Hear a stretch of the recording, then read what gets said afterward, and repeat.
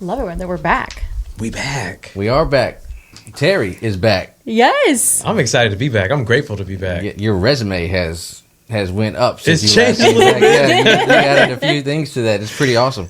It's actually it's an honor to have you on the podcast. Man, that's mutual. It's an honor to be here. Like, I meant what I said when I said that this has been one of my favorite podcast conversations.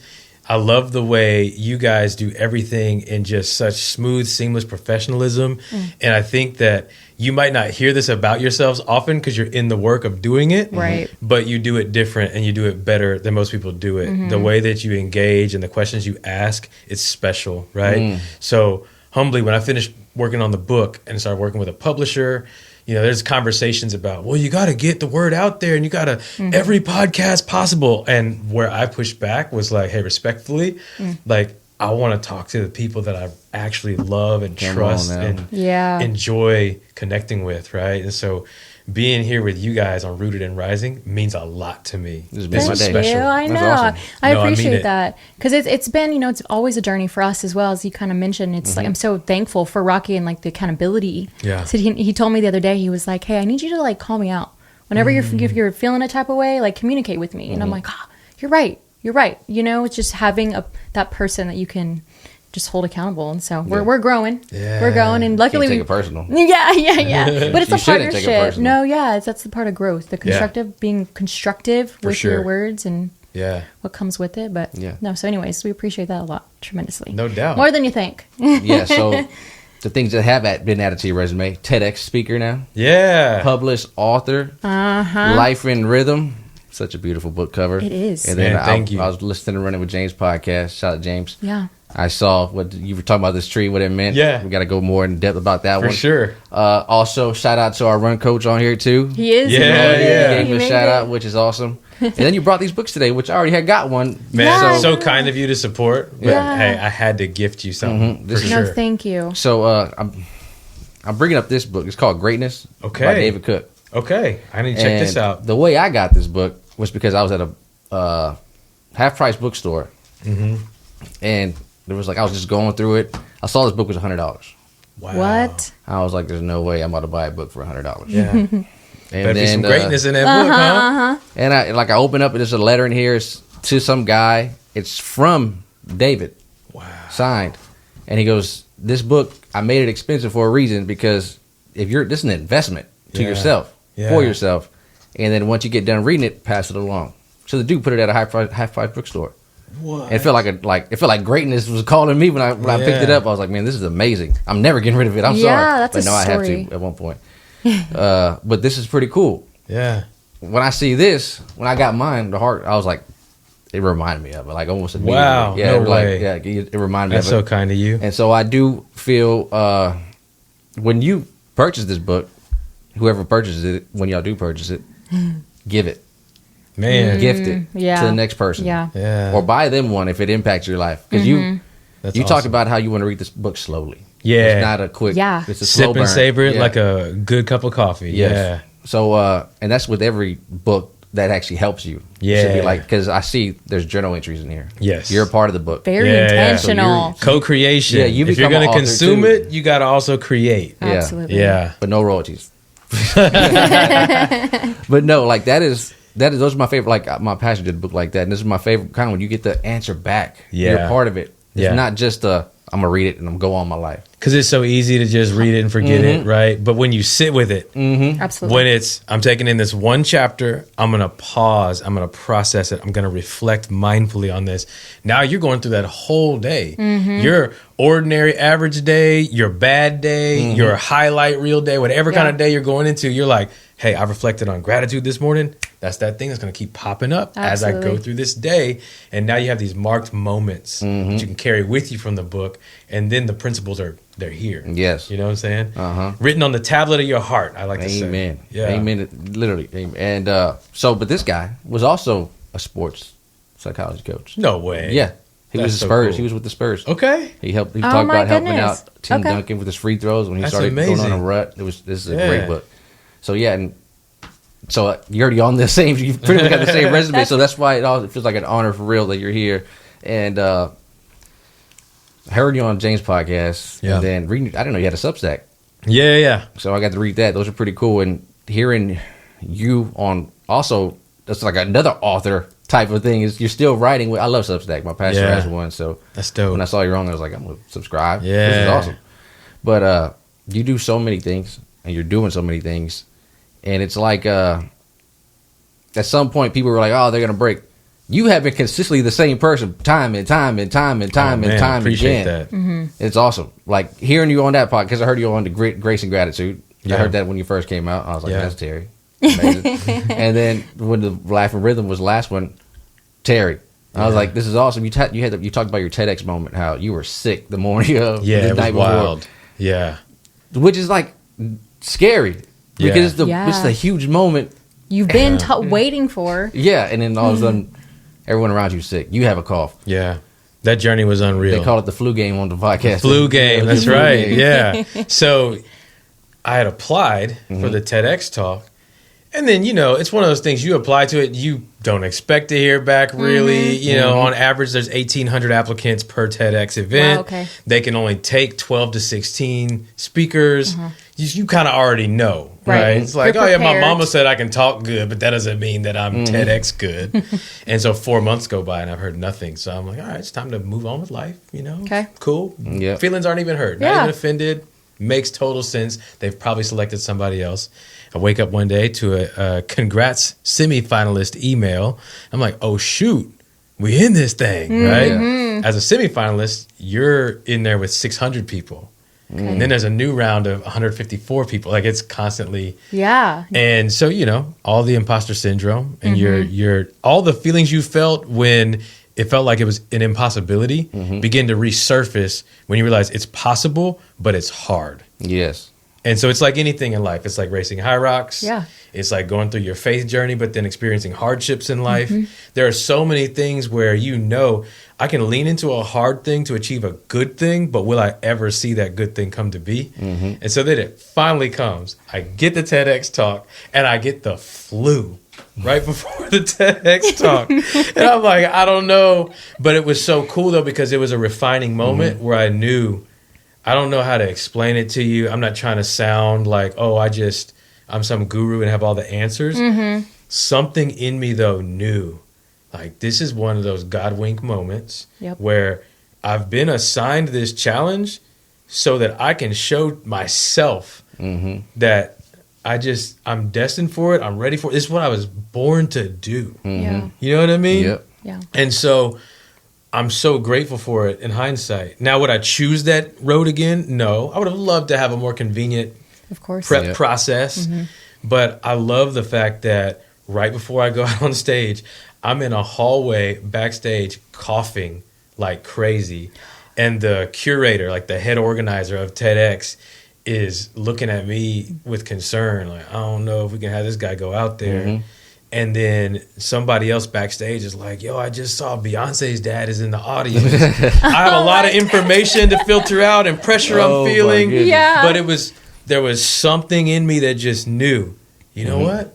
I'm about to give a flawless TEDx talk with the flu. Come on. And that right there will be that thing I hang my hat on when it's time to do something hard. I'll know I lean into hard things, and from them come really good things. 100%. That kind of when I've been doing my, because I've been studying for this podcast. I didn't want you to. I want to come here half butt. Yeah. And one of the things I see is like you embrace obstacles. You like when something comes in your way, you lean into it. I think we have to, yeah. Because a lot of people, they like, oh, it ain't meant to be. They turn away. 100%. Yeah. Oh, that's a roadblock. I guess I wasn't supposed to go that way. And you're like, screw that roadblock. I'm kicking that thing down. And we're going over it. I love that mentality. I actually, last week I got to meet Ted Scott, who is Scotty Scheffler, number one golfer in the world. I got to meet his caddy. Wow. Yeah, this dude is amazing. Phenomenal guy. Great I speaker. bet. Yeah, he's a funny guy. And it was a lunch, and he got to talk, got to ask questions. And one thing that he had said that stuck with me, it kind of, right now, you were saying how you know you're destined to it. He tells his golfer, he tells Scotty, because he used to have another golfer who was also good.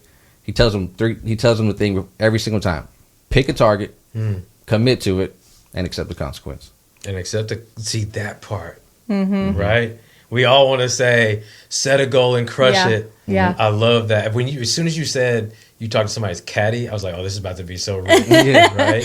Because he is not just the chaser of balls and chooser of clubs. Such a more. He is a mindset coach. Exactly. He has to be emotionally attuned to what the athlete is feeling before they even realize they're feeling it. Yeah. He has to kind of connect with his guy at a subconscious level. Exactly. And be able to give advisement. He's dang near a therapist out there. Yeah, no kidding. But in real time, in high pressure scenarios, and like that live with the consequences part, right? So you said you find me to be a person who leans into obstacles, right? Here's how I look at obstacles, though. Yeah. You can still fail. And there are some things that we go after, we pursue it, knowing there's a high rate of failure that we're risking, right? And I think that's what gets people stuck is what if it doesn't work out, right? And for me, I've learned to accept I'm not going to be world class at everything. Yeah. But if I know I'm destined to do it, then I'm going to do it. And whatever the outcome is, it's like we wash our hands of outcomes and we ask a bigger question: what was the impact? Come on, right? If Scotty Scheffler doesn't win and get a championship win and put on a green jacket and get the outcome he wanted, there's still a tremendous impact because he showed up. Yep. There's some kid he'll never meet that was inspired that then becomes the next Scotty Scheffler and he gets to put on the green jacket at the Masters, right? Yep. Or think about just even like what's that guy earning? Like his family is receiving some wonderful impact because he's there. Yeah. And if their hearts are tuned toward generosity, that echoes out and reverberates into the community, and there's tremendously greater impact now because he showed up to what he's called to do. Come on. Showing up. Nothing is hard if you execute. Everything is hard if you don't. Yep. Ooh, nothing is hard if you execute. Everything's hard if you don't. That's good. Yeah. I love that you do that too. You say it's kind of like whenever you introduce yourself to someone and sometimes you can't remember a person's name. So I like to say, hi Terry, nice to meet you, so I can remember. And I love that you do that with like sayings or statements because I need to get better at that too. Because I'm like, you can quote books just within your memory. I want to be in your brain sometimes. Just I always need you reading. just to be next to me so I can think of smart, really cool things to say. I had a question for you. Yeah. So I briefly saw a video kind of when it comes, because, we all go through like certain mindset shifts. Something can happen dramatically in our life or and whatnot that kind of gets us in a funk, but we end up getting out of it. Yeah. Correct me if I'm wrong, but was it during 2020 that you kind of had like a, I don't know, mental health, or I don't know if you've gotten a fun. I don't know the details about it. Can we, let's talk a little more about that. Do you think it helped impact where you are now? For sure. You know what I mean? Like to kind of help give you some spark back again. Yeah. But what was going on during COVID and such? And so when it comes to mindset, here's the way I see it. Nothing is worthy of our trust until it's seen a victory and a valley. And these are words that I wrote, and they're in Life in Rhythm. Yeah. And I think that I can't trust that I actually have a growth mindset if all I'm looking at is mountaintop moments. 100%. Who am I at my lowest? Yeah. Right? And so I think of core values and what we root ourselves into. Our underlying belief system is who we actually are. Yep. Right? So I feel like I'm talking to Sienna right now. I'm talking to some values that you hold that even if you don't have awareness of them or you don't remember them off the top of your head, you don't have buzzwords for like, oh, here's my cute 3-part list of my core values. Right. It's almost like your core values are the hat you're wearing. You would have to take it off and look at it to remember what it says. Yeah. If you don't remember what hat you put on. But when you walk in a room, I see it instantly. Yeah. Okay? These are how our values represent us, go before us, and speak for us. Okay? And having your values tested is a really healthy experience, even though it's a very painful experience. Yeah. So for me, in 2020, we're in the height of COVID. Yeah. I was running gyms at the time. Okay. And we had the gym shut down due to the pandemic, uncertainty about when you could reopen or if you could reopen. Yeah. Then you do reopen. There's social distancing. It's a very polarizing 50-50 thing where half the community is like, you should open sooner. Yeah. And then half the community is like, you're irresponsible to open. It's very true. And you're like, we just love people. And we want to do what we can do, but do it responsibly. And we got to ultimately find a way forward and all these things, right? And then think about the things outside of COVID that were also happening at the time. Absolutely. It's a very politically divisive time. There's a lot of social unrest. My dad owned a restaurant. Ashley and I, my wife and I, invested in it, kind of became part owners in this family business. And a congressman calls and says, hey, we want your restaurant to host George Floyd's family and legal team on the night before his Houston funeral. Okay. And so he had a funeral in Houston and also one in Minnesota. So we do this thing, and you're seeing the joy of cousins connecting who haven't seen each other in a while, because funerals have a funny way of bringing people together, even in tragic circumstances. You're seeing the pain, just being very candid, very vulnerable, very real, of, you know, you got to have police securing the perimeter of a gathering like that, and police involvement in exactly what's happening. Okay. You're witnessing people's faces as they experience For that, sure. right? And it strips the veil away from everything you see on the news, anything that political affiliations would tell you.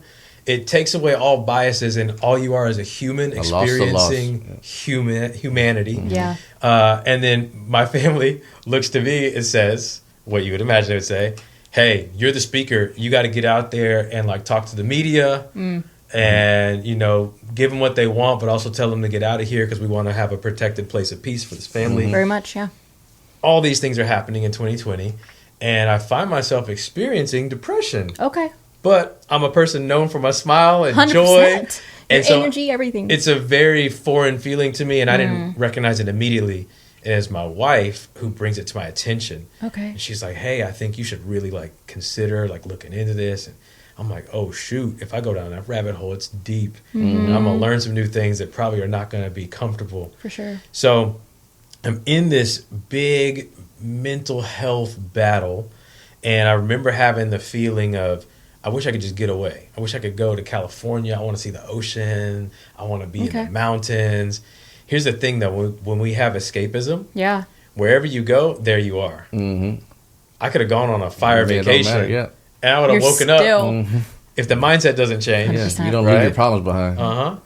So I had this big core value of joy I'm always leaning into for me, and I'm sharing with others. I had no access to that value at that moment. Because with depression, and I think a lot of people do spiritual bypassing of, oh, just pray it away. It's like, hold on. When there's something wrong with the brain chemistry, we got some work to do here, right? And so what happened was I had no access to that joy that I was used to feeling, that feels natural. It's like kind of my native state and what people know me for. So then it's like, I'm a broken person, right? And so then something told me, notice the trees. And this is how we arrived at the tree on the cover of the book. But something told me, notice the trees. You want the mountains so bad, the ocean so bad. There's these trees lining the street on either side as you drive into your neighborhood, and you're flying past them at 40 miles an hour every day in a vehicle. Have you ever just walked near the roots of these trees, looked up and noticed how high these trees rise? Do you know the story behind these trees? What they see. Yeah. You think about the history. They live a lot longer than people. How many lifetimes have they seen? How many hurricanes have come through here and they're still standing? Like, it's marvelous and mind-blowing to me, right? So to answer your question more briefly, had a big mental health battle, and then coming out of it, I became grateful that I had it because of the treasure that was revealed to me. Absolutely. Right? Like, the amount of treasure that's in our life really depends a lot on our capacity to pause and to notice. Very much. And I think there's so many people out there too, though, that experience, you know, situations like that. And it's just kind of, it's neat to have these walking, like, we're walking testimonies. We all come from some place. We have some story to tell. We've all been in some type of situation or in struggle. And it's just kind of neat to see the other side, you know? So whenever we do get back in that funk, if we kind of know, okay, how to navigate it, how to dive deep. You know what I mean? And so it's just, it's unfortunate. It's not very uncomfortable. Very uncomfortable, but I'm so glad, you know, that you're here. And so to talk more on the tree. Okay. So the tree on the cover of the book is the loblolly pine. I actually have one tattooed on me. Oh, wow. Okay. Okay. Awesome. So this is this tree means a lot. For sure. Okay. So, and you know, you could find an amazing story about just about any plant, right? Or anything in creation. There's always something so wonderful about it. This in particular was my cue in my moment where I needed something to make me pause and notice. It was the loblolly pine that I was noticing as I looked up. And so then I went down my rabbit hole and I started understanding more about this tree. And I started to understand, like, oh, here in Houston, We're on the corner of a forest that is massive. It covers 29 million acres. Wow. The whole southeastern United States. So it starts right outside of Houston in southeast Texas, and it just sweeps all the way through the south, and it cuts up north across the east coast. These trees have been seen as far north as New Jersey, which is wild. Goodness. And so we're in this big forest, and typically, if you have a nationally recognized forest, they put some gates around it, create a national park out of it. Yeah. Well, this one takes over so many cities and states. They're like, no, we just live with it, live in it, live among it. Mm-hmm. There's no way to confine it. And so, you know what? You just get this national park for free. You just wake up and you drive into Target. You don't even know it. You're passing by something that is a global icon, right? Yeah. But it has such an interesting origin story. So European explorers coming into the U.S. noticed this tree, and they said, that has no commercial value. We can never sell it. It can't be used for the lumber trade or manufacturing.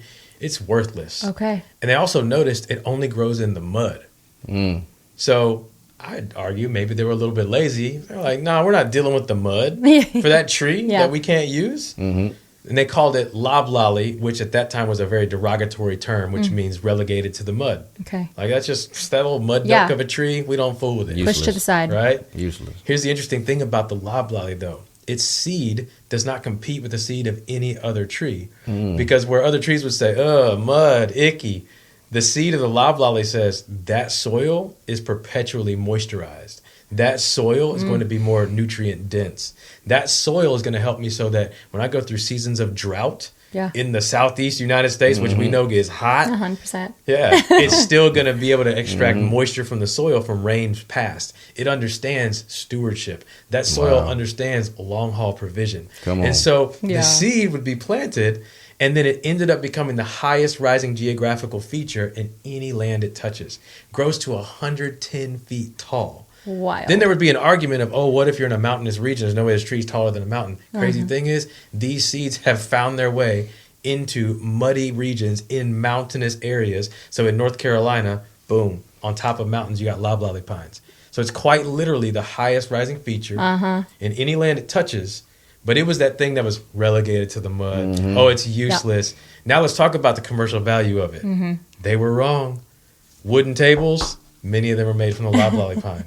The pages of this book that it has a loblolly on the cover probably came from a loblolly pine. It's the most commercially used wood that we have. So that's insane. So you start the run coach, 80-20 rule. We talked about James on there, the 80-20 rule. Yellow light lifestyle. Yeah. This goes with that because the mud. Yeah. You're going to tread through mud slowly. You can't run through it. You're going to get exhausted if you do. Yeah. You got to go through slowly. Yeah. When you talked about the run coach and how you needed to run coach. First of all, that's a whole another level of submission when you're a coach already as it is a trainer. That's pretty cool. That's another coaches need coaches. Yeah, exactly. Yeah. And so like when you do the 80-20, you're slowing down to get faster. Yes, exactly. You're saying these regions higher, they go farther. They're going across the country. They're going higher. Yeah. They slow down through the mud. Yeah. To go farther. Yeah. And so many of us like to go fat, green light all day. Yep. Pedal to the metal and go nowhere. Next? Yep. Go to mental health issues fast. That's where you're going to. You're literally doing nothing. You're just beating at something and then nothing's getting done. You're wasting. You're exhausted for no reason.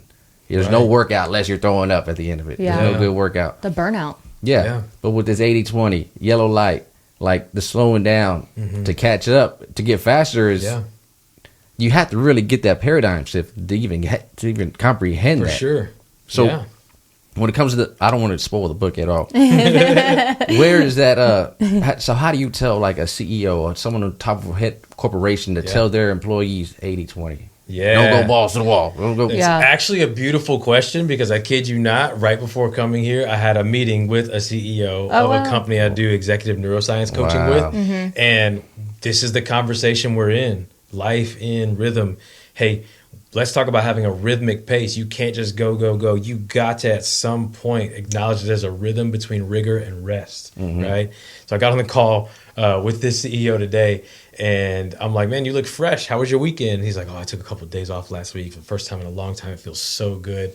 And I was like, rest relies on trust. We wouldn't lay our heads down in the bed at night if we didn't trust Very the sun's much. going to come up tomorrow. Yeah. You'd stay up and be like, oh, forget sleep. This is all I got. 100%. You know, right? Yeah. And the same is true. You're leading a high power organization. You can't take a day off unless you have a sense of trust and you know, okay, the people that I've brought on this team, I got a dream team. I can delegate chores to them. I can have them manage tasks while I'm out. I know that I'm going to come back and it's still going to be a quality organization, right? And so I applauded him on leaning into that slower cadence, which now allows him to step back in and he can move as fast as he wants to now because he's recharged. That's right? Yeah. You gotta honor the 80 if you want to get the 20. You gotta sit at the yellow light and question, all right, is this gonna turn red? Let me slow my cadence. Okay, you know what? Maybe I can make it through this one and I'm just fine. Sometimes it's time to pause and process, and I'll again get my cue when I get a green light and I can go forward. Why'd you call it life in rhythm and not life in balance? Hey, I love that question too. So I look at balance and I think of a scale, like those old school scales, one thing on either side, almost like a seesaw. Think about work-life balance. Yeah. Work and life, And what are, like, life is huge. We could even make it smaller than that and just say family. Yeah. The central piece of life, right? I, as a husband and dad of 3, I look at my work and I look at my family. That doesn't balance out very well. Come on now. Family is going to weigh a whole lot more than work, even though work is essential to sustain family. For sure. I get why people come to that place of, what if you could balance both, right? But I think that balance is a myth. Balance is a chimera. Come on. Balance is a facade. There we go. That was a trick question. I'm glad you Family is always I don't going to believe in mean balance. more than work. Yeah. Here's the thing, though. If there's a rhythm, right? Let's define rhythm, okay? Rhythm is what drives music forward and what it's always returning to. If music is out of rhythm, you don't have to be told that or educated on that. You hear it, you're like, it's trash. Cut this off. We're not coming back to that ever again on Spotify. Get this out of my playlist. Yep. When music is in rhythm, you don't have to ask. You just experience it and just know it. You know what I'm saying? Yep. So life is the same. Life talks back to you, and you know when life is out of rhythm. You don't have to go take a class on it. You know what I mean? Yeah. You know when life is out of harmony and out of rhythm, and it feels like dissonance, and it feels like friction, and it feels like pain, and it brings you back to that curious place like I was in when I had that big mental health battle, where you say, what would it take to get my life back into rhythm and alignment, but not balance? Okay. Now, rhythm will drive you forward and be the thing you always return to, just like music. So I, as a dad and a husband and a guy who's working in a lane that I find passion in my career, I wake up early in the morning and I'm like, I'm going to go run my miles and I'm going to get my kids up and drop them off at school and then I'm going to go get to work. I'm not, let me just be lazy because I love my family so much. We'll figure out money later. We'll find a way to pay the mortgage later. But I'm just going to sit and reflect on how much I love my family today. Yeah. Right? Now, I'm also not going to go overworking to the point that my kids are like, Dad would never hear. Yeah. I heard on some podcast, they thought Dad was the man. Nah, Dad's trash. Yep. Dad didn't get quality time with me, right? So, rhythm looks like having something that drives me forward. I leave the house. I get off my tail. I go work hard. I try to lead well. I stay curious and open and vulnerable and aware and don't buy my own hype and believe my own ideas. I'm always looking for how can I do this better and refine it, right? Come on. But then that same passion drives my tail back home where I say, I'm putting my phone down. I'm not on social media. Yeah. I'd rather just play tea party with my 4-year-old daughter. I'd rather be engaged and take my son to his basketball practices and not miss a single one and be there to high five him when he's crushing it and to hold him when he's crying because they took a bad loss. Yeah. Being in that, being present really is the thing. Being fully present to your work and being fully present to your life outside. In the pocket.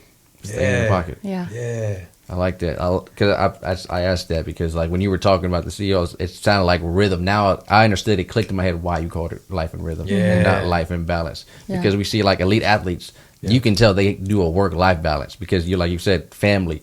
These people may be super elite at what they do, but their family life lack. Yeah. And the kids will talk about them when they grow up. Yeah. That's where you see that balance. But we're working in rhythm. It's harmony. Yeah. It's music to the ears, to everybody. Like you're doing excellent everywhere. Yeah. Work, And life, And again, now people feel that, right? And people know, like, oh man, you're in your rhythm, right? You don't have to be told that. Exactly. Yeah. I mean, one example comes to mind for me, just going into the sports world, like you were saying, Jason Tatum. I don't know how closely y'all follow him, but his son Deuce is at every game Wow. and I didn't know super that. involved. And you can tell it's not performative. Like, oh, I'm gonna have my son here, so I can mark myself as a present dad. For sure. He is very outspoken. He's like, hey, my dad wasn't the most present, and that kind of informed how I showed up in the world. I, as a dad, I'm choosing to prioritize that. And so I'm going to have my son at these games. Yeah. And I'm going to make sure that he knows he's part of this process. Wow. You know? And I think about how that heightens his brand even more. It's one thing to be a champion, to be an Olympic gold medalist, have all the accolades, right? It's a whole different thing when little boys aren't just a fan of you, they're a fan of your kid because he's their peer, and they see him present in that space with you. Yeah. Whole new world of influence. Yeah. And it's actually real. It's authentic. You can't fake that. Yeah. You can't. And so seeing you on Instagram, you're a father. Yeah. It's because as a man back in the day, you just pay the bills. You were doing your part. Yeah. Like, what do you mean? Yeah. I'm like, well, you're paying the bills. I gotta be there too. I gotta take care of you. I gotta be present. I gotta go to the game. So I had a present father. I had a one who would actually Amazing. rhythm. He was in rhythm. And you can tell. And but he also got diagnosed with cancer when I was young, and he became more present. He was already present before that, but he came like, you need to know this now. So he got a little hard on me.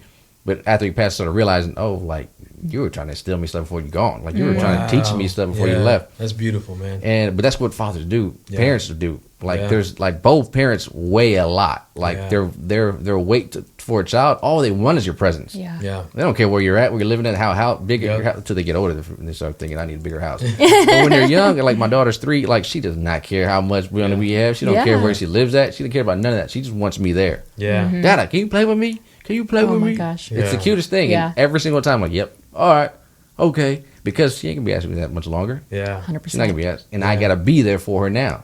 Yeah. Because I want her to respect me and love me. I want her to, I'm showing her what a human is. I'm showing her how to, I'm instilling her the values of family, instilling her the values of what she needs to know. And so, like, this book is, I didn't read the top first. Become your best without burning out. Yeah. Yeah. We talk about being on that green light, burning out. Yeah. Yeah. I gotta go to work. I gotta pay the bills. I gotta do all that. And you come home, you're exhausted. Don't want to play with your kids because you're burnt out from doing all the other stuff. You weren't in rhythm. When the highest form of providership is presence. Exactly. Yeah. I've heard it said that for a man, your son will imitate your example and your daughter will marry it. Oh, That's powerful. Yeah. that is very powerful. Yeah. I think about with my daughter, I'm like, okay, she's going to have to marry a great man. Well, she don't have to. She can do what she wants to do. Right. My hope for her would be that she really just marries a great man. But I have a responsibility in that as the man who informs what she seeks in a man. Absolutely. And so that reframes everything. Yes. I'm out of rhythm when I'm too tired and too busy to play. No, there's boundaries to it. And of course, she's going to have to be able to understand when sometimes, for good reason, I'm not available to play. And you get my promise that when I am available, we play. And I'm going to prioritize giving you what you need. But I think that if she experiences me as the present father who, even as a busy person, is an engaged person, even as a person who does not get into the Disney movie she wants to watch today, is willing to sit and watch that movie today. Even as a person who's like, it's starting to get hot out here in Houston, I don't want to play outside, I'm going to be outside with you while you're on your scooter, right? If she experiences that, that's informing her brain, her nervous system, everything in her, even her soul, I believe, to say, you know what? That's a real man. That's what I'm seeking. And here's the crazy thing. The nervous system doesn't discriminate between good, bad, right, wrong, healthy, unhealthy. It just is. Yeah. For a child under the age of 7, what they experience, they harden a formed understanding that this is truth. So if I'm a trash dad, she grows up thinking, that's a real man. That's what I'm looking for in a man. The standards. No, that's such a thing. I think being like raised around men for me and my sister my dad, you just saw him outside. My long guy. Yeah, and mine too. And he was just talking, he was like, because he's going back to my house, and he was like, I'm going to do X, Y, and Z, and he wants to trim some trees. And I was like, don't do that yet without me, because he can fall off a ladder easily, right? And so, but also my grandpa was grandparents were present, but the men, Terry, those two guys, I mean, I'm not biased because they're my family. You're very biased. But man, those men are the strongest. Like the core values that they instilled in me and my standards for, a partner, a marriage, the things that I want. It's y'all are onto something, is what I'm saying. Just by being a present father is so. I remember there's so many memories. So I'm just like, we went today. I pulled up to my house. He's outside mowing my lawn. I was like, what are you doing? So awesome. I wanted something to do. So I commend that. you for just being the you. present, especially that, you're busy. You have, kids and sports are happening and being available and present at everything, the practices.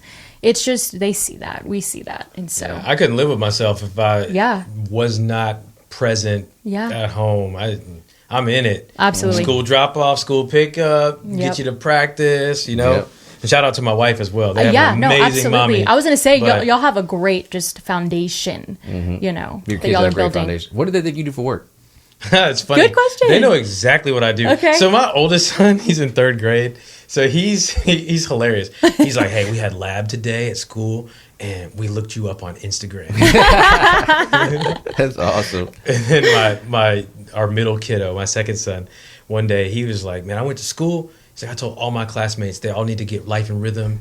He's like, my friend so and so, she they're said, proud of their dad. That's amazing. Why am I soft? Oh my goodness. he was like, my friend said her mom already has the book. I'm like, that's crazy. Proud Wow. son moment. Oh my goodness. So I try though to instill in them a sense of, work is vocation, but work is also purpose. There's like what you do. For sure. You could describe physically what a person does or puts their mind and their hands to. But there's also why is it being done and how is it being handled? Because I would not want them to. They live in a generation where screens were here before they were born. When we were kids, you could turn on a TV screen, right? And then now you're at a screen. But now it's like screens are in pockets, screens are on wrists, right? Yeah. And they live in a world where there's social media was here before they were here. For sure. And so I don't want them to get into a place of like, oh, dad's face shows up on screens, therefore I aspire to like be an influencer for a living. You know what I mean? Yeah. Because I'm like, this ain't influencer. Like, For sure. I believe we are all under the influence. Yep. Right? The algorithm is telling us which way the wind is going to blow. We just ride with it because that's our Exactly. understanding of what truth is. And we're in a bad way, I think, in terms of what talking heads on screens are telling us. And so I try to just really, help them understand, hey, what daddy wants to do is help other people live longer and stronger lives. If I can help other people live healthy lives, to me, I feel like I have lived a healthy life. If I can instill value in somebody's life, I feel like my life has more value. And by the way, how am I doing instilling value in your little life? That's what matters most. Yeah. There's a lesson in there, though. You said your kids looked your Instagram up. So parents, what are you posting? You Right, Yeah, also right, true. yeah. Yes. I've kind of thought about having some fun with that, Yeah, and like just drop a little something in a reel one day and be like, yeah, for all little Terry's friends. That's actually really fun. Well, purpose beyond performance. Yeah, That's one of your purpose things. beyond performance. That's big. That's big. That's what you're. Yeah. That's something I got from you is purpose beyond performance because we live to perform a lot. The antics and the screens, like what are we doing on the screen? But we got to have purpose beyond it. So I recently got to speak at my church real quick, like a 5-10 minute. My daughter was there. She was in the stands, I guess. That's cool. And just a quick little testimony. Pastor had me go speak, and I go and sit down, and she looks at me and goes, "Good job, Dada." All on her own, not mom telling her nothing, just her. And I was like, "Dang, like that's it." Like that was. I didn't even. I was insecure, but she told me, "Good job, Dada." That's it. I entertained her. Like she said, "Good job, Dada." That meant the whole world to me. That was it. Like that was my payment. That was the whole year made for me right there. Like now when I do speak, it's all right. I'm not as insecure because my daughter told me good job. Yeah. Like that's all that matters. She told me good job. So when your kids thinking about you, what are they going to talk about you behind closed doors? For sure. With their friends, how they speak about you. Yeah. Because they're going to take that. Their other friends going to take that to their house. Yeah. But they're talking highly of you. They're proud sons. Yeah, Like and that's the goal. Right? That is the goal. That is actually the goal. That is the goal. Yeah. My value is being a good dad. Like that's my value. Yeah. I want to be a good father. It's not a goal of mine. It's like it's a value. I want to be a great father. And so then it becomes a standard, right? I remember last time that we had this conversation. I was talking about how the standard is the standard. Something I picked up from a book called Beyond Comfort by Ted Rath.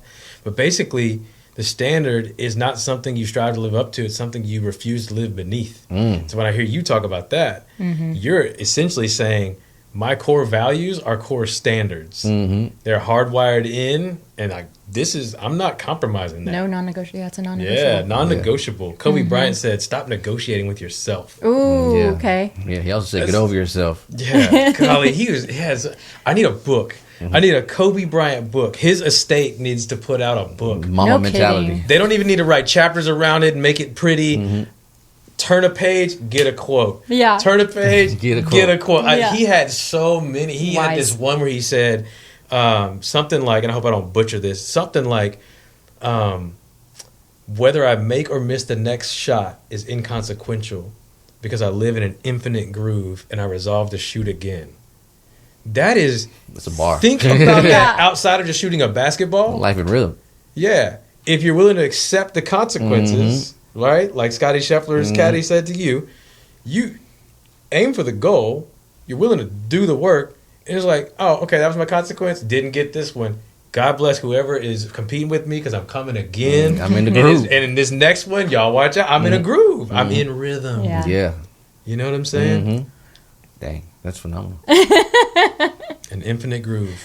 I also, when it comes to reading the book, is there any, I know, so funny, I was telling Rocky earlier, you know how naturally whenever we get a book, or also let's bring back the 80-20 rule really quick, whether it be a run, we're so used to being quick with certain tasks to get to the next task, right?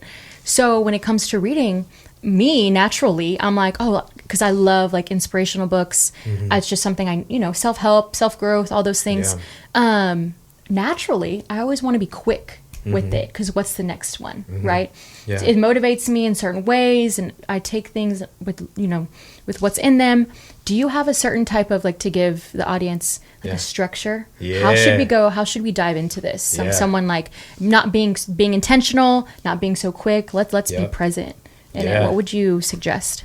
2 weeks. Okay. Day 1, you're reading the forward and the introduction to settle into, okay, this is what I'm into. Then days 2 through 14, 1 chapter a day. Okay. And within that 14-day span, you get 2 days off. So 1 per week in your 2-week system of slowly taking in the book such that you're living with the content. Yeah. Or you're inviting the content to live with you is another way of saying that. Not that I'm just trying to sound deep with it, but you're taking it, pausing and processing, getting some journaling in, and then again, you're just living your day with that in mind before you take in what's there for you the next day. And it's not long chapters. Not long. They're not long. It's like you don't. There's not a lot of fluff when I was reading. When I was reading it, there's not a lot of fluff. It's straight to the point. Yeah. A lot of people they make you wait till the 5th chapter to give you what you're supposed to be getting, what you paid. But no, this is literally no fluff. I read the first part 1 like in vivo spoiler. Yeah, the in vivo method. Yeah, but that was real quick.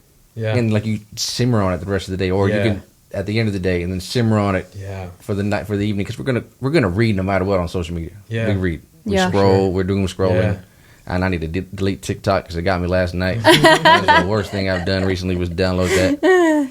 But we're gonna scroll. We read no matter what. We read all the time. Yeah, taking the time out to actually read something that's, I don't want to say self-help because that's like a genre. This isn't like a self-help. This is like doing life with the book. Well, the actual genre that it ended up being in is neuropsychology.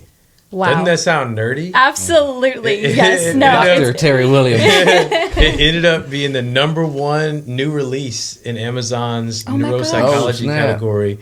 And hit the bestseller list in 3 different genres. Congrats. You're an influencer. So, I appreciate it. I don't see myself as that. Yeah. I want to be a coach. I want to be a kind guide. Yeah. And you mentioned how the book is like no fluff.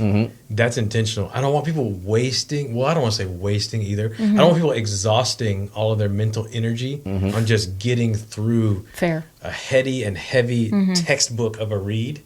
I want people to take in something and reflect on it, and then be able to just really carry that. And I want it to echo. I want it to reverberate. I want it to be, something really simple I read that wasn't complicated to understand. Yeah. Now in this life circumstance, man, I see it. That's a God wink. Yeah. Or that's life talking back to me. Or that's, this is that thing my spouse been trying to tell me and I didn't want to hear it. But according to this principle I took in today that was so easy to digest, wow, I think I'm ready to be more open and curious about that. I want that kind of effect. And I love books that are written by coaches, because an author will give you all the most beautiful language in the world, and that's amazing. Yeah. I love great authors. They'll cite their resources, the studies that they got it from. But there's something about when a coach writes a book where it's because I've seen it. You go to a sports practice, coach doesn't have time to give you the whole literary underpinnings of, it's like, hey, do this. Yep. And here's why.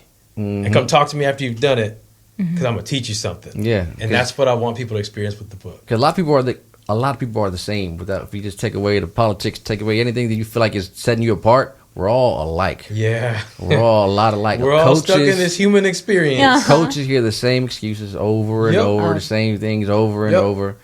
So they've seen so many people, and it's like almost a recipe sometimes when they're in their rhythm, when they're in their pocket. Yeah. This dude, David Cook, when I was reading that one, I was like, man, this dude has seen so much. Yeah. And when you hear James' podcast and you hear him speak, it's like, it's supposed to be a running podcast, but a lot of wisdom comes from that. He's my mentor, so I'm biased. Yeah. But he's it's when you were on it was wisdom the whole time. I was like, God, dog, this is an hour and a half of just notes. Yeah. I gotta write that down. Pause that right back. It was real good. It was good stuff, and you guys have that experience. Y'all get to see people in doing tough things. Yeah, coaching them through the heart, through when you get. High rocks is a very tough sport. Yeah. If you can do hard things, you can get through a lot in life. Yeah. It teaches you about life. Yeah. So I think you'll have a one up on authors because you have the experience. You're not coming off a book of just, I want to think I'm going to write a book today. No, I'm going to write a book because I've seen it happen over here, over there, again over there. Yeah. Took notes there, and it's slowly. You made a post a while back. How much AI wrote this book? How much of AI? 0. I love that. Because 0. Yeah. And I'm not, so let me say this because I know it's a lot of feelings around AI. I'm not anti-AI, but I believe that we can't lean on AI to create Come on. Yeah. Come on. I think that if a person does their own creative process and then says, oh, well, let me go and run it through a model because I want feedback on it, I think that's fine. I still don't do even that. To be clear, that's not my stance. But I can respect how people can integrate and leverage new forms of technology to enhance what they're up to. I saw a post today where a friend of mine posted his grocery list. He goes through some AI bot to arrange his grocery list. Seems like a cool and harmless, very convenient way to manage life, right? Yeah. Fruits. It had under fruits, like produce, like fruits you would eat. It had dishwasher pods.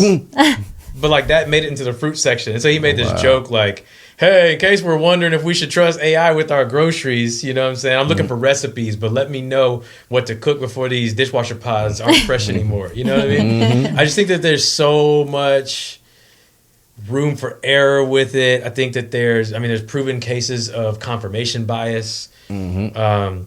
People lean on AI to try to win an argument with somebody. Oh, yeah. And then you go ask one of those language models, and it's going to tell you exactly what you want to hear. I think, statistical data can be outright lies, right? Yeah. I saw a stat the other day where they had Bryce James, who's LeBron James' son. He goes to the Final Four with Arizona, right? And they're like, he has one Final Four appearance. LeBron James has 0 all-time Final Four appearances. That's awesome. It's this is true. Yeah. This is facts, right? This is data. These are stats. LeBron has never been to the Final Four. He never played a college game. Context over content. LeBron James was so much bigger than the college game. He went straight to the NBA from high school, paving the way for a Bryce James to then have a route to go to college. And praise God, he made the Final Four. That's cool. It's still good information. Right. But it's even numbers, right? Now, as a writer writing the book, I had to really pay close attention to what claim am I making? How do I know this to be true? Am I willing to do the deeper work? I got to do a whole lot of reading before I do writing. And you'll notice in the book, too, there's a lot of nods thrown to incredible authors where I'm like, hey, I brought in this wisdom, I experienced it and lived with it, and I generously want to give it back to you. I'm not claiming my own ideas are profound or that nobody's ever experienced this idea before. What I am saying, though, is we in this human experience can have a deeply human experience where we connect around ideas, where we get curious, where we become informed, and then we generously share those with other people. Yeah. I don't think AI can do that. Right. AI can spit out, hey, you ask me a question, I'm going to source everything on the internet and say, oh, here you go. Here's a cute answer. It's canned. It's ready for you. And sometimes that can be helpful, right? If you need information, an answer to some logistically heavy question, I get it, right? But in a creating process, I think AI has no place. For sure. The connection it brings. You go. I know some authors who have used AI to write their books. Yeah. And they publish it. And they're like, you got to do it. You can do it. To me, it's like, nah, I can't. Yeah. It's a lie. It's a facade. Yeah, like with no disrespect to how other people get down, I'm with you. I'm like, I can't.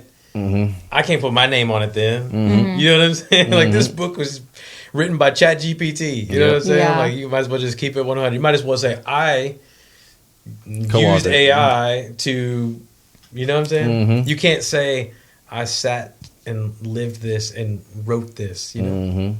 No, that's great. Yeah. How long did this kind of take you to kind of, because you just mentioned, right, the process. You dove deep. You read even more. Yeah. And I know you read a lot in general. How long did something like this take you to do? Yeah. I mean, that seems... Funny thing is, when you start writing, you realize a lot of what you're going to write has already been written. You walk around carrying stories, and some of it just pours right out of you. And you're like, whoa, this thing that always was just a life lesson I've been carrying in my head is a chapter, right? Yeah. Actual chronological timestamp, though, about 2 months of writing. Okay. So what I did was I committed to moving up my early morning runs. They're already a 4 a.m. situation. Okay. But for a while, they became a 3 a.m. run. Wow. So I could get my miles done and then still get time to write before the family was up. Oh. No phone ringing, no emails dinging, no birds singing. I just freestyled that. I love that. Toni Morrison, one of my favorite authors of all time, she said, I did my best writing in the hours before I heard the word mommy. Okay. I thought that was powerful, right? Yeah. So before your kids are up, before you have to be a caretaker or providing anyone else's needs. So I had this little sacred time in the mornings where I would sit and I would write. And I committed to having a very imperfect first draft where it was just, these are my thoughts, my ideas, my experiences. There might be 117 typos in that thing, and I'm okay with that. And I didn't touch the first draft. So then I had a manuscript after 2 months. So it's a very unfinished product, still not a book yet, but it was, the bones were there. So then when we got with the publisher, we went through a whole process of edits, revisions. I'm like reading it time and time again, and like combing through it and fixing it. And there was cases where, you pay the price for not going through an AI model where you're like, man, I said this, but shoot, I feel nervous now. Did I say that correctly? Did I explain it the best way? Let me not have my biases now have me overcorrect that. Let me just do some research. And then you would land at, okay, now this is accurate data that I'm putting in it now, Wow. And then you got to take your hands off it too and be like, hey, the world could change and something I wrote is no longer true at a future date. It's just whatever was real at the time of writing. Hey, that's recorded. It's a photograph. Yeah. I take a picture of you today. You shave your beard tomorrow. Rocky don't have no beard. Was that AI? Yeah. No, it was not. Fair. That's what was true of him in the moment, and we captured it. It's a fossil of what Rocky was on that day. Yep. No matter who he becomes later. Yeah. No, I love that. Yeah, it is awesome. Do you foresee yourself doing any more books, or? I think I have to. Yeah. Yeah. Okay, cool. Now that we've like ripped the lid off this thing, I love it. I think I have to. I've even thought about, and this is not an announcement or a plan, but it's just kind of literally something I'm thinking about in my creative process. I'm thinking like a series of 3, right? And I'm thinking, so we start with life and rhythm, how to find a smooth rhythm in life. You're leaning into purpose. You're getting a growth mindset. You're making sure that even in being an achiever, you're not an overachiever. You're learning the rest, that 80-20. I'm thinking outside of that, where do we go from there? Like now your life has found a more rhythmic pace. Okay. What's that next assignment? So I've been really kind of mulling that over. And I don't know why, but I'm thinking it feels like there's 3 in there. Oh, okay. And there could be something fun with, so there's a tree on this cover, and it kind of is a nod to land. Is there something to the ocean? Is there something to the sky that could be pulled in? I don't know. Yeah. Okay, cool. It's not I love it. well baked yet, but I have no qualms with just talking through where I am today in that process. But you know, it's you're calling. Yeah, it's coming. I love it, Terry. Pick a target, commit to it. Accept the consequences. That's right. Accept the consequences. See, feel, trust. That's a good one. That's a good one. Great. Do you have any other questions, Rocky? I do have we're on time. We have a lot. We got to talk some more. We got to have you second time. I know. I feel like we can let's do talk it. all day long. Because I got a few more, like getting in the rhythm. How does it being up at 3 a.m. to write? How to find a rhythm in that? The discipline to just even do that. It's insane. Well, and then we have to honor our life's rhythms, right? So my wife is the opposite. She's not a morning person, but she is a night owl. For her, she would have told this story differently. Like, I stayed up till 1 a.m. after my kids were down, and that was my quiet time to focus, right? For another person, it might be, well, I do remote work, and I chose to give my lunch hour to this, where it wasn't time taken away from anything else I'm contributing to, but I had this grace of a middle of the day, right? So it could be different for different people, whereas for me, I'm definitely like an early riser. Yeah. Get the miles, get that black coffee, and just right there by the candlelight, sitting there, click-clacking away. Get it in where it fits in, yeah. Making it happen, too. That's awesome. But I'm so down to come back and talk more. I love y'all. I love this program. I love what you're doing. I love how you carry not just a helpful message through a podcast, but your calling, your purpose just rings through it. And that is exactly why. And I'm not saying it to just blow smoke or to polish your egos. That is exactly why I said, no, I'm not going to go out to just everybody that does a podcast and push a press release down everybody's throat and beg for ways into spaces that I haven't been invited into. I said, really, as a first step, I want to talk to my own people who I love and honor and respect deeply what it is they're doing and how they're communicating. So thank you so much for allowing me to come and hang. And let's definitely do it again. We support you. So I'm just so glad we crossed paths. Like, can you believe that? High Rocks brought us together. Let's go. Where can we find you at? I'm really easy to find on Instagram and on LinkedIn. It's Terry Williams. Really simple. ITSTERRY Williams. Life and Rhythm. You guys kind of could get it out. It'll be on our bio. The description. What's it called? Something like that. Talking about social media. I love it. I love it. It's on his bio. Yes. And also we can find it on Amazon as well. Okay. So it's on Amazon. For the first go, we put it out on Amazon because it's just digital and easy, and everybody's already on Amazon Prime anyway, and you don't have to go driving and try to find a store. I'll just go ahead and throw this out there too, doing the audiobook soon. Awesome. It won't be AI, it'll be the author narrating the book. I love it. And that will be on your typical streaming platforms like Audible, but it'll also be on Barnes & Noble audio. Okay. So I'm pointing to that to say this. The success of this first book determines what we can do with the next one. You hear that? You get an inroads with Barnes & Noble. Now it might be, hey, for the next book, hey, you're on shelves in Barnes & Noble. But you have to do things first, like, hey, can you hit a bestseller list? Can you know what I'm saying? Okay. But with me, always, purpose over performance. Come on. It's not about how many copies a thing sells. I'm about the one person inside of one moment turning one page, and I hope they take away one thing that they can say, man, genuinely, that made me better. So that's the goal. That's awesome. Life and Rhythm. Yep. You got anything else? No. Thank you again, Terry, for joining us. And I appreciate it. Rocky, great questions. I mean, you've been on it. I feel like y'all. So I'm telling you, it's why I could not wait to be back. This is so organic. We are we like to be organic as we can. There's some stuttering sometimes, but we're human, right? But be human. Yes. That's what the world needs. Absolutely. You sounded like robots on here. That wouldn't be a good look. No, it would not. No, it would not. I can't even do that. I can't. So anyways, thanks for tuning in, guys. Stay rooted. And keep rising.